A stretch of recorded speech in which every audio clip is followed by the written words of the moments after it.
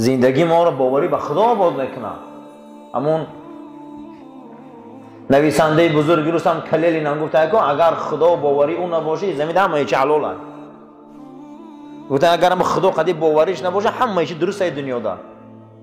دیگه ما اوچادم میگفته اشتیام میکنی، مادرم اشتیام میکنی، خالدم اشتیام میکنی، ایگون چی نمیگردی. این خدا قدی باوریش است دنیا رو حلال میکنه. همون نویسنده مسیحی ایمان داشته. برای همین باوری چیزی بزرگه. باوری کنی و آدم باوری دارا را حرمت کنی. آخه آدم باوری داره که حرمت نکنی، به ایمان حرمت نکنی، چخیلی به ایمان ما؟ چه آدمای به ایمان خفه کردگی؟ وای آدمای به ایمان خفه کردگی کو خفه کردگی رای بخشش پرسه. رای توبه کنی پیش وای آدم نبخشم حق العبد ایو. حقی او را خری، حقی او را ظلم کنی، او را مش زنی، او را شاته زنی، او را غم دادگی باشی، چی خیلی ایمان داری. حضرت ابوبکر میگه یادگیر زندگیشه. دویمین نردبان همین خیلی زینه‌پایه‌ای بوده باوری به خدا که ما را به تمام قله‌های زندگی میرسونده. آدم به تمام قله‌های زندگی چی میرسه؟ ای باوری.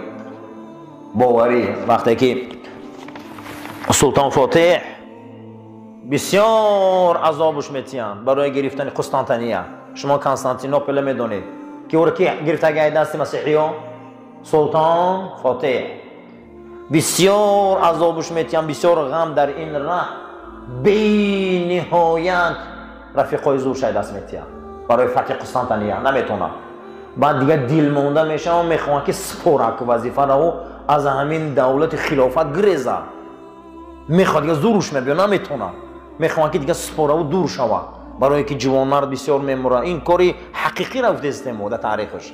و شب فرا میرسه میدانسته که پدرش در یک غار در زمان امیریش در زمان سلطانیش شبا کم کم رفته همجا گریه میکرده است. آدم باید حتما یک ماه دقیقا یک شب باشه دو شب باشه که شوخیزه گریه کنه به خدا.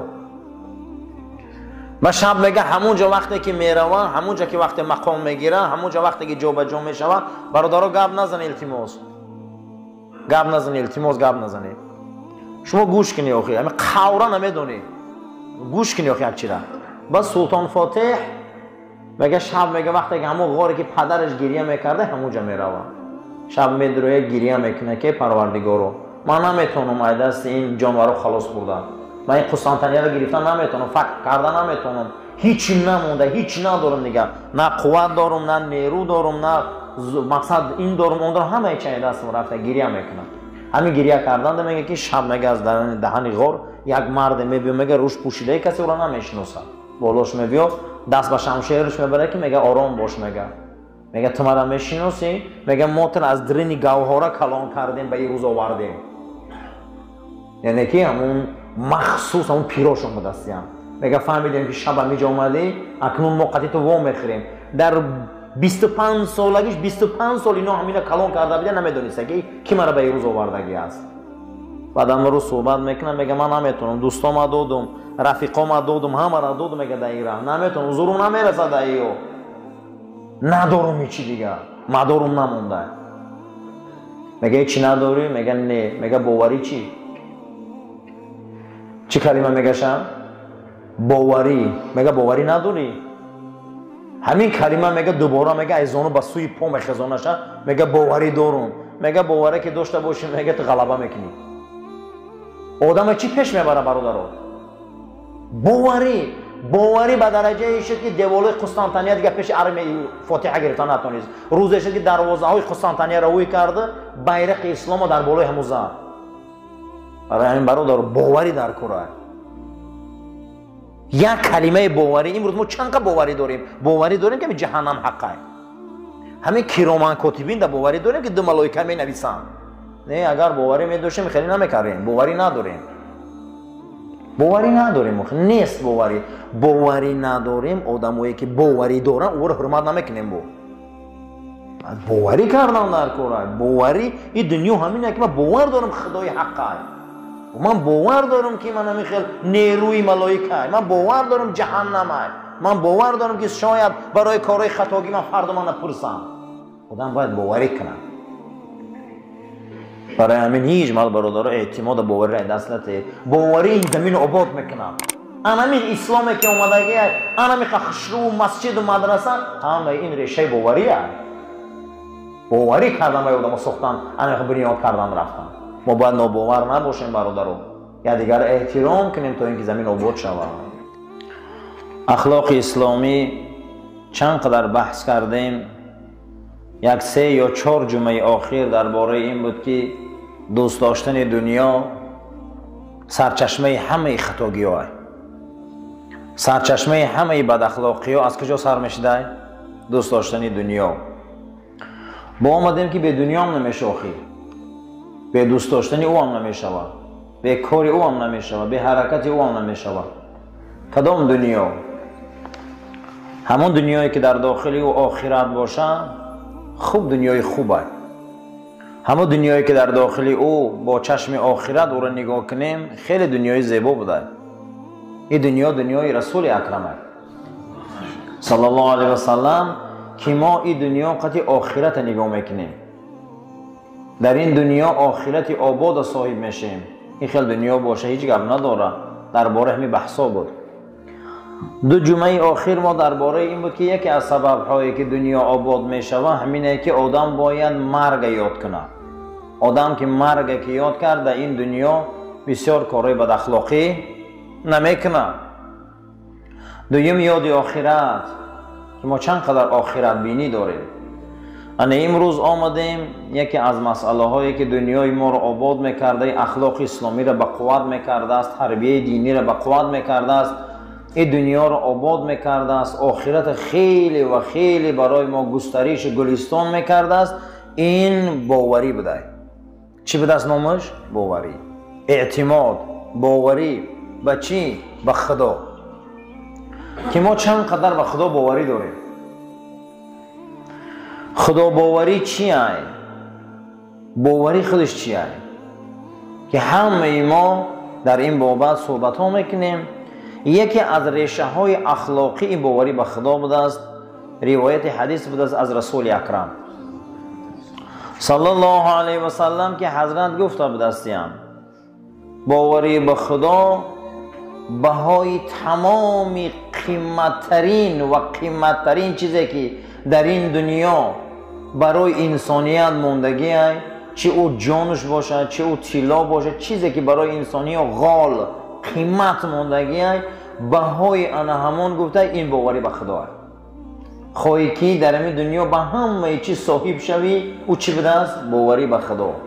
باوری به خدا یگان چیز به باوری به خدا برابر نمیشده است. قیمتترین متاع و مال دنیا رو امروز یک طرف مانو برابر ده همون که از او 1000 بار بالاتر هم 10,000 بار بالا هم چی را ما باوری به خدا را. انسان وقتی که به خدا باور داشته باشه و آدم اخلاق داره. انسان وقتی که به خدا باوری داشته باشه این دنیاش آباد است. جناب پیغمبر که باوری به خدا بهای تمام هستی همین دنیا است. همین دنیا را سیاره همین دنیا را زمین برابر دی ایمان رو ندان. برابر چی ندان؟ ایمان رو ندان.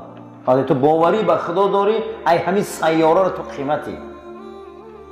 حضرت ابوبکر صدیق رضی الله تعالی عنه وقتی که میبیاین این قدر دارایی دارن همین حضرت بلال رو کی میخره؟ برای چی میخره؟ برای ایمان. برای چی میخره مورا؟ ایمانش. اما در پیش بعضی از افراد با ایمان قدر نداره. ابو جهل چی میگه؟ تم یه تنگه پوچک میدادی من سیاره میدادم تا چی خب پول بسیار میتهی. برای بعضی آدم ایمان اهمیت نداره. برای بعضی آدم ببینید که ایمان چی گونه اهمیت داره. بعد از او حضرت در جواب چی میگن ابوبکر صدیق اگر قدر ایمانی را میدونستی کو اگر قدر ایمانی را میدونستی 16 17 تنگی طلایی چولی تو قدر ای را نمیدونی. آیا یگان مراتبه از روی ایمان یکدیگری من حرمت کردگیم کم میکنو هم خلاص یا نه؟ خیلی باوری یکدیگری من حرمت نمیکنیم. خیلی باوری ها یکدیگر من قدر نمیکنیم. برای خریدن بلال کی بیرون میبراید؟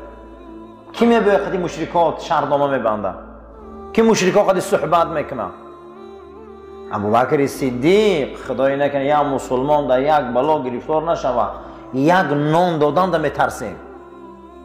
امی یک دانه نان امی دهن محبس بریم که باید درست کنیم. یا مسلمانی واقعی خیلی این گپی کلانه که یک انسان باوری یک آدم حرمت کنه. برای آن همین ما یک دیگریمون قدی و سلام خوب نمیکنیم، علیک خوب نمیکنیم، دنیامون بیزیبه. ما ایمان یک دیگریمون حرمت نمیکنیم که همه آدم مسلمانی ما نیاخی. اولین چیزی که دنیا رو آباد میکرده این چی بوده عزیزان؟ اعتماد، باوری و باوری همون آدم حرمت کردن. یا باوریمون حرمت کنیم. حضرت بلال وقتی که میخرن آزاد میکنن، بعد از اون حضرت عثمان در همین عذاب گرفتار بوده. حضرت عثمان بسیار امکشان غم داده. بعد حضرت عثمان ایمان آورد، حضرت عثمان امکشان چپنه کشال کرد. میگه از همه پایان در ستیل پخته و دود ماندگی و در تو آورده در برابر بینیای حضرت عثمان که از شریعت پیغمبر میگردی.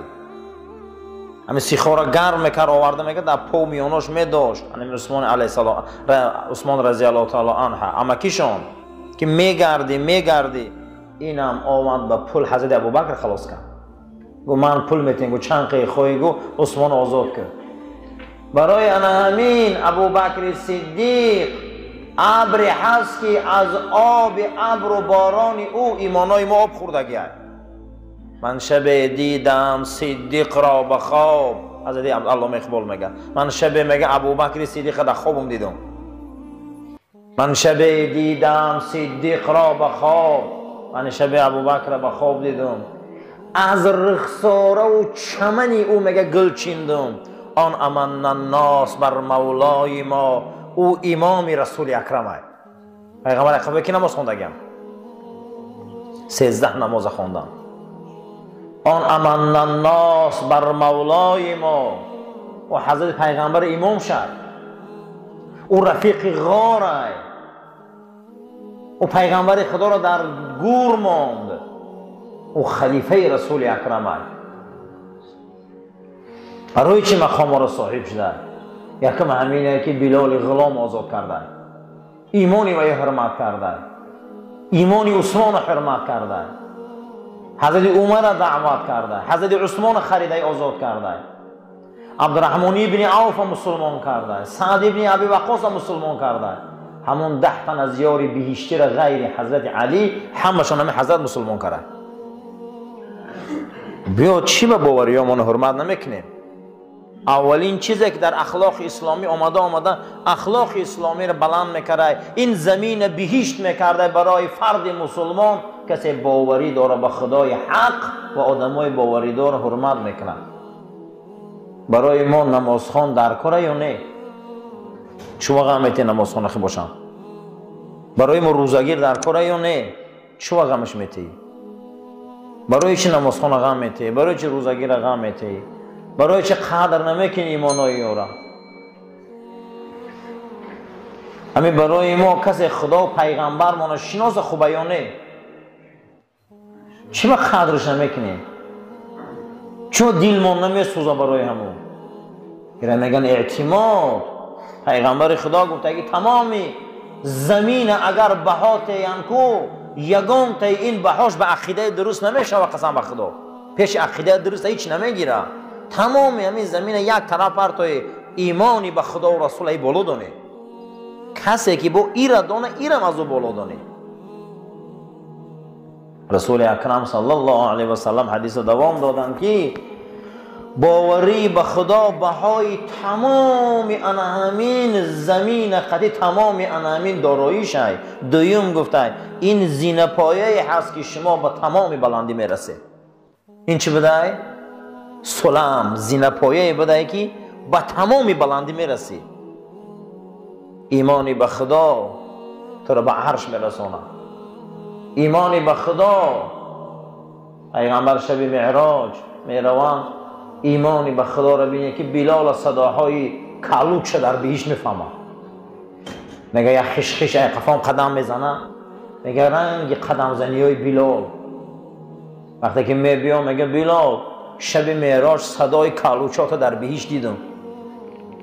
این چی بودمش؟ این باوریه، ایمانه. اونجا دا به ایمان راه نمیتونده. اونجا قصر حضرت عمر را میبینه، بهشت حضرت عمر را میبینه، حضرت حورایی که منتظر ابوبکرن او را میبینه، صالحین را میبینه، اون مقام و مرتبه ها را در شب معراج میبینه. حضرت باوری به خدا این زینه پایه بوده که به تمام بلندی ها میرسید. ما باوری داریم که خدا ریسک میانده. چو برای ریسک دروغ میگیم؟ چو برای ریسک به هزار کارهای ناپاک میریم فوق مناسق میکنیم؟ برای ریسک کیم چی کارا میکنیم؟ وقتی باور داری که خدا رزاقه، وقت نترسه که تو هیچ محل نترس. یکی از بزرگای خدا را قصه میکنن که 99 تا نام خدا را در ایجادیاتش میبیاره. 99 تا نام خدا را یک تا تحلیل کرده بوده. یک تا نامای خدا را تحلیل کرده بوده. خدا بخشنده، چی خیل بخشنده، همین باید ما تجربه کنم. میبیا به نام رزاقیش. به نام چی میبیا؟ رزاقیش که خدا ریسخته هست. بعد از اون میگه خدا ریسخته باشه، چی من در ریسخ میتینه؟ من هیچ نمیخورم. همین آب و نان من نمیخورم، همین ریسخ باشه اگه هواش ای برمون. بعد میگه میگه یک کلان، میگه مقصد خرجین اسب شگیری تا اسب شش سوارش بیابان در رفتن گرفت. همین تا اسب میگه بفرش اسب مونده با پیاده رفتن گرفت. همین تا رفت در همین قصه اولیاء میبیاره. بعد رفت میگه دیگه آبم تمام شد، نان هیچی هم نداره. میگه پرتوفت آخران رمق همون نفسو خونش میگه میجمع مونده بیهوش شد. غلطید همین گوشش قد یک صدای کاروان اومده است. میگه زنگوله کاروان. وقتی میگه با گوشش میگه مو صدا و زنگوله کاروان فهمیده است که کاروان اومدگه، چشمش پوشیده هش رفتگه، اما میگه خیالش بیداره. کاروان میگه بالای سر شما صدا بلند کرد که مردم جمع بیسته که امیجک انسان هوشش رفتگه. میگه بالای سرم اومدن، این خیبری برگشتن گفتن آب بیاره، مشکی آب بیاره بیدارش کنیم و شیارش کنیم. میگه آوردن در بولام امیخه آب زدن که من دیگر به هوشم نیاوردم، من بیهوش کردن گرفتم. میگه به همون نولی آب آوردن، مشک در دهنم موندن، دندونم سخت جقیدن که من نخرم امورا. چه ریسک میداده باشه؟ بعد دهنش سخته نمیشوه، همیقه که کردن نمیشوه. میگه بعد در همونجا یک کاروانچیش میگه آدمی کمتر، میگه چقانتر این برای نگاه کرد هیچ چیز نمیگه. و من عصا قد میگم در می دهنم من میگه زد، میگه دندونم شکست. همین شکسته از هم حلقم پایان میگه نولیم آب برد و میدم در ریخت. بعد از میگه با هوشیار شدم، گفتم چیزی را که تو تقدیر کردگی باشی دهن من نمیشکنه در میدان جا میکنم. همین برای همین عزیزا هیچ محل برای ریسک زیق نشوه. این سبب بالا پایان دویدن ما. رزاق اوه باوری داریم که همون ریسک میتیم. اصلا برای ریسک حرام ده نروی. نخواه آدم برای ریسک حرام ده روه. نخواه که آدم برای ریسک حرام ده روه.